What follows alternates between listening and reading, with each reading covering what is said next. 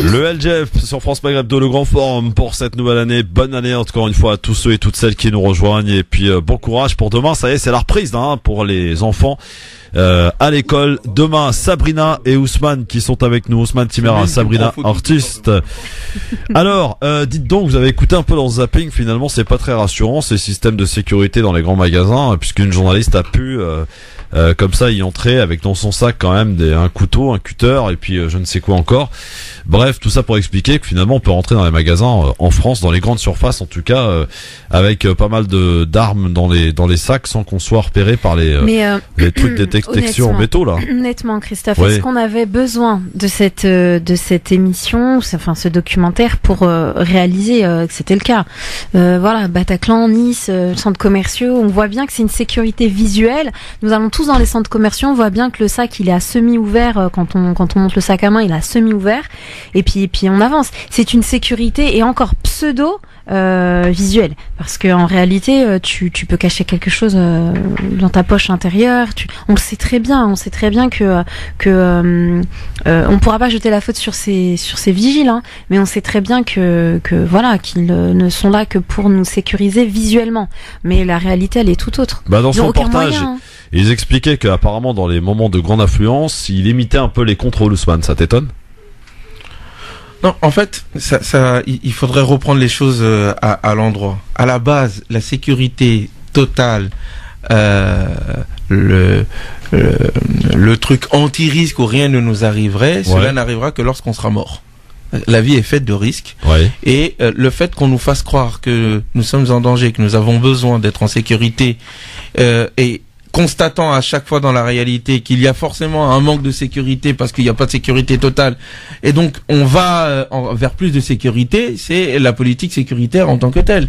Ce genre de reportage n'a que pour objectif de faire avaler l'idée que nous devons vivre de plus en plus surveillés et accepter l'idée pour notre protection d'être surveillé. Moi, pour ma part, effectivement, je trouve la sécurité dont on parle aujourd'hui, quand on voit des flics dehors, quand on demande à ce qu'ils soient armés, on est dans l'émotion, on n'est pas dans l'efficacité. Et lutter contre le terrorisme ne se fait pas en mettant des vigiles à droite à gauche. Ça, c'est pour nous rassurer, nous. Lutter contre le terrorisme, c'est faire des enquêtes discrètes, sans faire de tapage, et agir concrètement sur le terrain, avec des gens efficaces qui n'ont pas besoin de passer à la télévision, ni de faire des déclarations à tout bout de champ.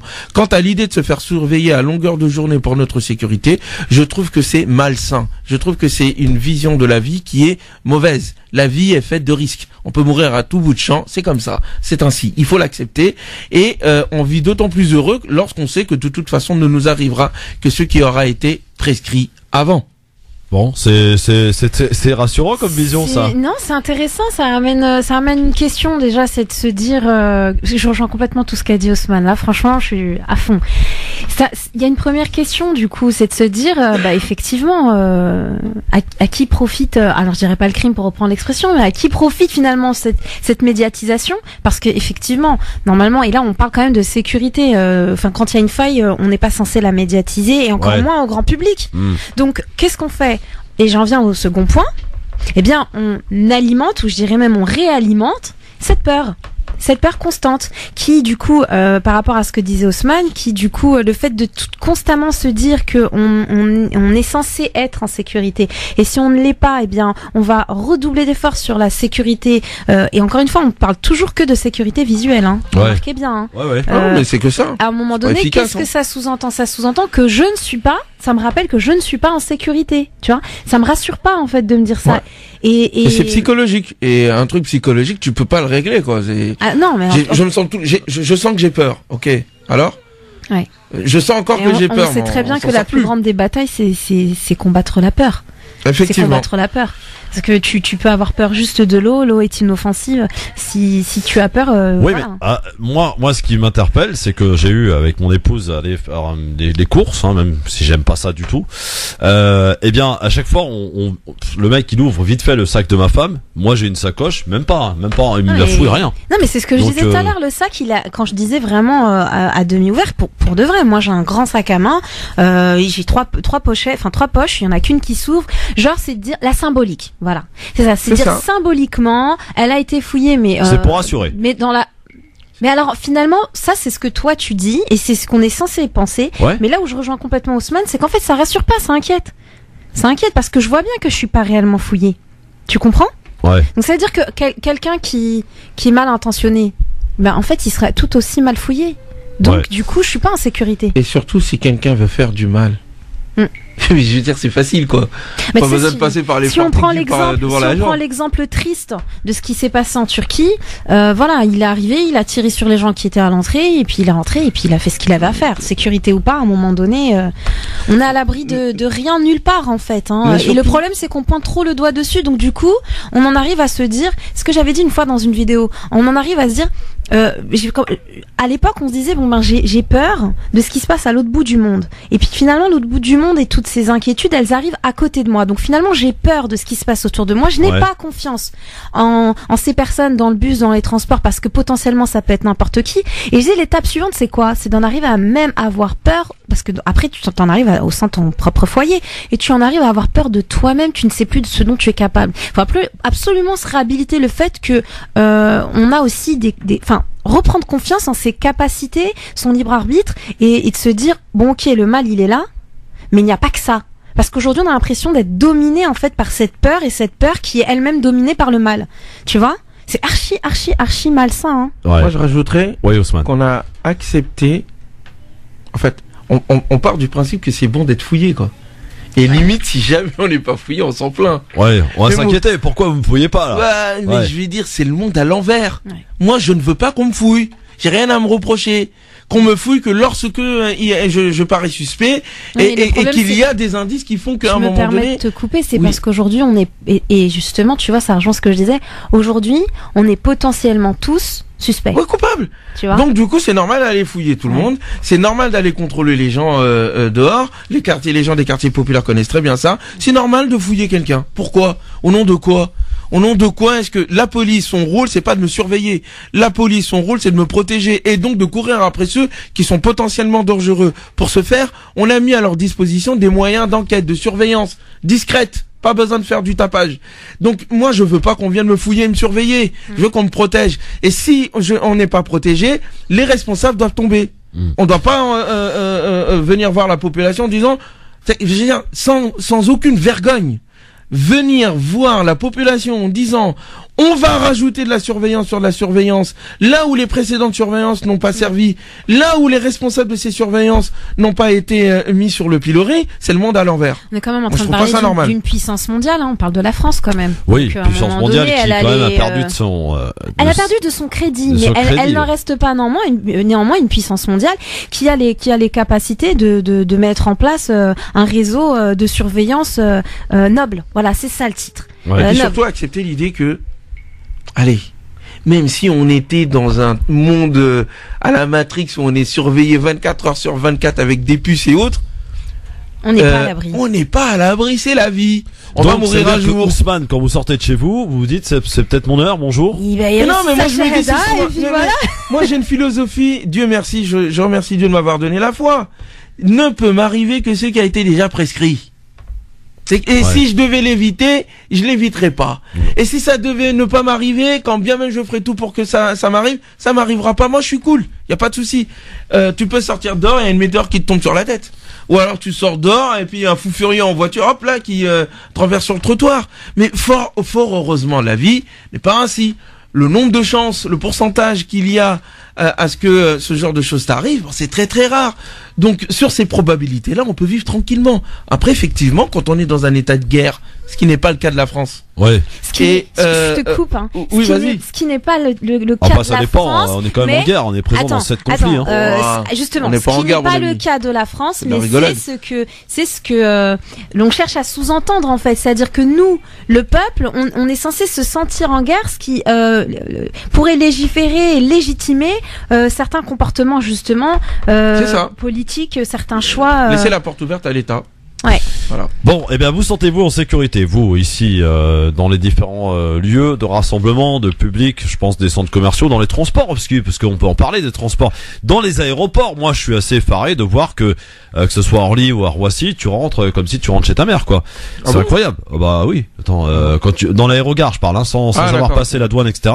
Dans d'autres pays, je pense par exemple à l'Algérie, pour ceux qui connaissent, voire même en Tunisie, au Maroc maintenant, aussi, ouais. Dès l'entrée de l'aéroport, tu passes déjà par un scanner, etc. Pour les accompagnants, ils ne peuvent pas rentrer. Enfin voilà, il y a quand même un système de sécurité qui est mis en place. Donc, il y a à peu près une semaine, je suis partie visiter j'avais déjà parlé d'elle, la petite Sana à l'hôpital, et il faut quand même savoir que pourtant il y avait 2 vigiles à l'entrée.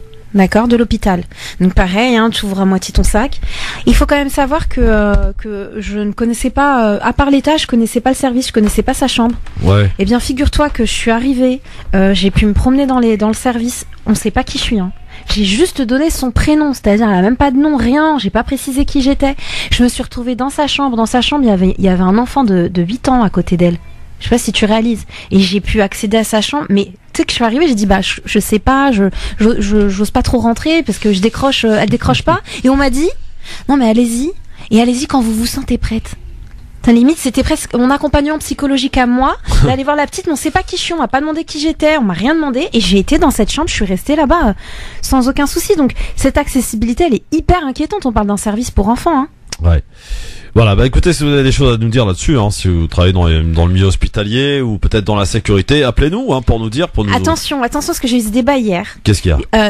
Je ne pointe pas le doigt ni sur ce qui se passe dans les services hospitaliers parce qu'ils sont ils sont sous-effectifs, ni par rapport aux vigiles. On sait très bien que ça vient d'en haut. Ce serait trop facile de se dire que le problème. Justement, ce serait bien d'avoir un vigile qui nous explique un peu comment ça se passe et quel genre d'ordre ils reçoivent, et pour essayer de comprendre aussi, hein. Ouais.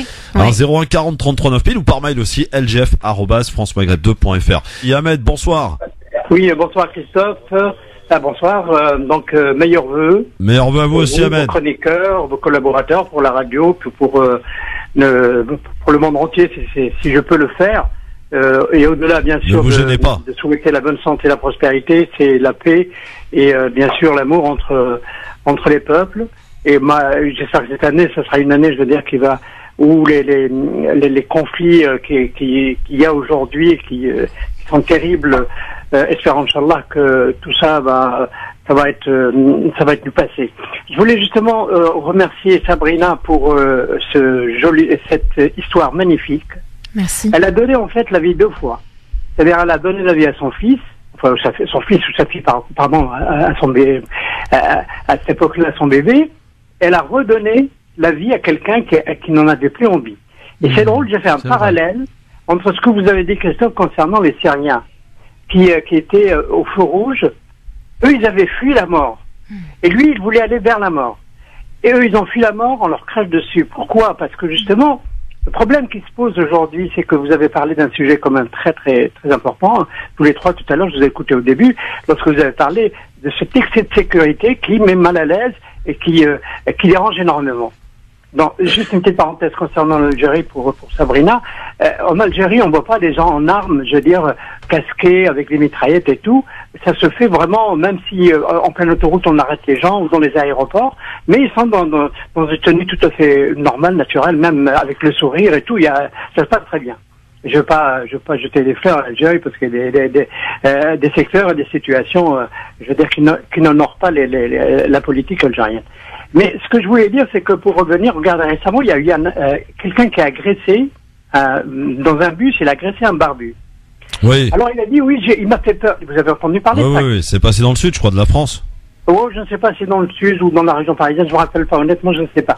C'est uniquement la finalité, le sens de ce que nous vivons aujourd'hui. Il a agressé, quand tu m'en poses la question, il a dit, il m'a fait peur. Parce qu'il était barbu, il m'a fait peur. Et c'est ça, justement, je crois, le sens de ce que vous disiez tout à l'heure. C'est qu'à force de contrôler des gens, à force d'être surarmés, à force de parler de l'islamisme, de l'islam, de l'intégrisme, de parler des terroristes, eh ben l'ennemi il est montré du doigt en fait, c'est-à-dire un arabe, un musulman, c'est lui l'ennemi par excellence. C'est-à-dire on est en train de défendre les Français alors que nous sommes Français à part entière. Nous aimons ce pays-là, nous pouvons nous sacrifier pour ce pays-là, mais c'est le moment, puisque aujourd'hui on a distribué les rôles. En fait, il y a ceux qui sont, et c'est pour ça que c'est mauvais ce que disait tout à l'heure, comment il s'appelle, Ousmane. C'est juste. La police, elle est là pour justement, non pas pour, je veux dire, faire peur, mais au contraire, justement, pour venir en aide. Quand on va dans un commissariat, c'est pour se sentir bien, pour non pas pour déjà être presque une, je veux dire, plutôt que d'être un citoyen qui va dans un commissariat, pas tous les commissariats, j'entends, mais enfin, je veux dire, on est en insécurité partout. Pourquoi? Parce que malheureusement, je vous dis ce qui est terrible, et tant qu'il y aura ça, ça va être de pire en pire, puisque il y a beaucoup de politiques d'extrême droite et autres, même au centre, à gauche, etc., et à droite, qui sortent sur cette vague. C'est-à-dire les musulmans, l'islam, et puis on essaye.